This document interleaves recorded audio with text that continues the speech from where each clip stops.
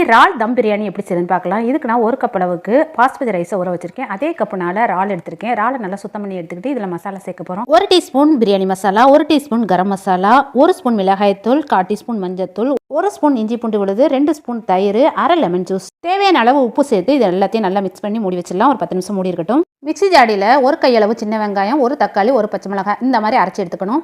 இப்போ ஊற வச்ச ரைஸை நம்ம வேக வச்சுக்கலாம். இதில் கொஞ்சமாக உப்பு சேர்த்து குழையாமல் இருக்கிறதுக்காக கொஞ்சம் ஆயில், ஒரு சின்ன பீஸ் பட்டை, ஒரு கிராமு, ஒரு ஏலக்காய், ஒரு பிரியாணி இலை. ரைஸை எடுத்து பார்த்தா இந்த மாதிரி ஒன்று ஒட்டாமல் இருக்கணும். இப்போ வடிச்சுக்கலாம். இந்த நான்ஸ்டிக் தவாவில் தான் நான் தம் பிரியாணி போட போகிறேன். இதில் 50 ml நெய் சேர்த்து ஆனியனையும் முந்திரி பருப்பையும் இந்த மாதிரி ஃப்ரை பண்ணி தனியாக எடுத்து வச்சுக்கலாம். இப்போ அதே நெய்யிலேயே நம்ம அரைச்ச, அதாவது வெங்காயம், தக்காளி பழம், பச்சை மிளகாய், இலைகள் இது எல்லாத்தையும் நெய்யில் நல்லா வதக்கி விட்டதுக்கப்புறம் நம்ம மிக்ஸ் பண்ணி வச்சுருந்த இறாலை அப்படியே சேர்த்து கொஞ்சம் தண்ணி சேர்த்து உப்பு உரப்பு எல்லாமே கரெக்டாக இருக்கான்னு ஒரு முறை செக் பண்ணி பார்த்துட்டு ஒரு 10 நிமிஷம் மூடி வைக்க போகிறேன். 10 நிமிஷம் கழித்து திறந்து பார்க்குறேன். தண்ணி கொஞ்சம் வத்தி இருக்குது. இப்போ இந்த இறாலில் தண்ணியே ஊற்றலை, கொஞ்சமாக தண்ணி சேர்த்து